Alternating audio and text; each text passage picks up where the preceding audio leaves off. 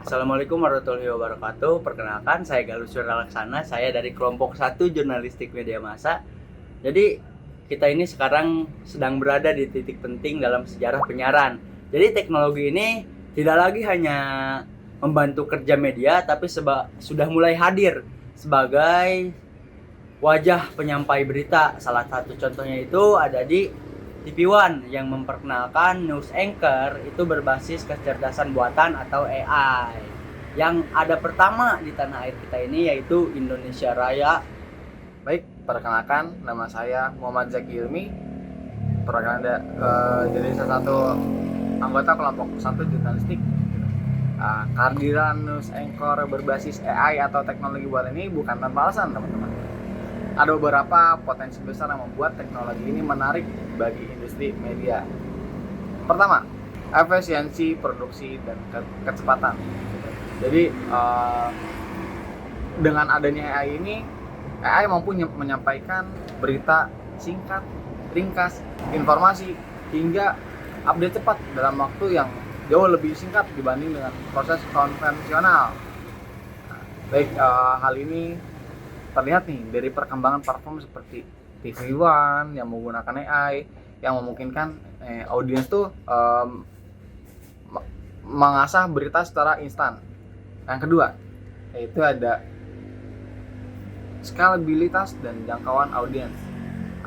Jadi teknologi buatan ini bisa diprediksikan tanpa batas waktu, gitu. Jadi tanpa adanya kelelahan, berbeda dengan manusia gitu, ada batas lelahnya. Dan dengan gaya penyampaian yang bisa disesuaikan gitu. Jadi kita tinggal prompt aja nih, AI ini akan bergerak dan berbicara yang mau seperti apa gitu. Dan yang ketiga, terakhir, ada kedekatan dengan generasi digital gitu. Jadi terutama khususnya generasi Gen Z, generasi kami gitu. Jadi avatar virtual ini atau teknologi AI terasa lebih relevan di zaman sekarang, yaitu generasi Gen Z yang tumbuh bersama dengan dunia digital dan karakter virtual. Ya, perkenalkan nama saya Jan. Saya akan melanjutkan bagaimana tentang peran AI dalam news anchor yang terjadi pada saat ini, baik itu di TV One dan juga di acara televisi yang lainnya. Namun di balik inovasi muncul pada pertanyaan besar nih teman-teman. Yang pertama adalah risiko itu kelihatan bangsat. Misinformasi bangsat. Gue harus deketan lagi. Ulang. Oke, perkenalkan nama saya Jan. Saya akan melanjutkan teman saya. Di balik inovasi muncul pula pertanyaan besar. Yang pertama adalah risiko misinformasi. AI bekerja keras secepat data yang ia terima tanpa pengawasan editorial manusia. Potensi kesalahan informasi atau penyebaran berita yang tidak akurat bisa meningkat. Yang kedua, kehilangan kesentuhan manusia dalam jurnalisme. Berita bukan hanya soal membaca teks. Ada konteks budaya, empati, sensitivitas sosial, dan juga intuisi.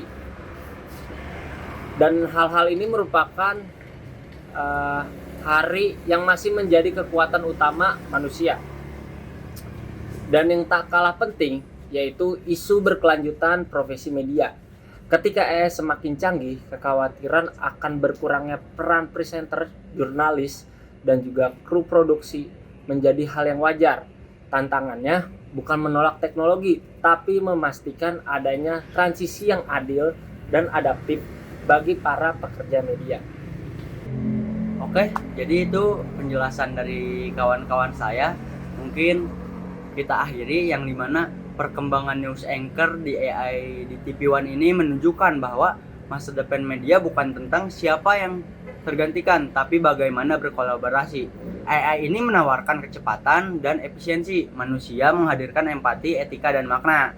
Lalu selama verifikasi editorial telah tetap dijaga, selama AI diposisikan sebagai alat bantu bukan penguasa ruang redaksi, dan selama etika serta transparansi terus dikembangkan, maka teknologi ini bisa menjadi kekuatan bukan ancaman. Lalu juga pada akhirnya jurnalisme yang bertanggung jawab bukan soal siapa yang membacakan berita melainkan siapa yang memastikan kebenaran di baliknya. Mungkin sekian dari kelompok kami. Kurang lebihnya mohon maaf. Kami tutup. Assalamualaikum warahmatullahi wabarakatuh.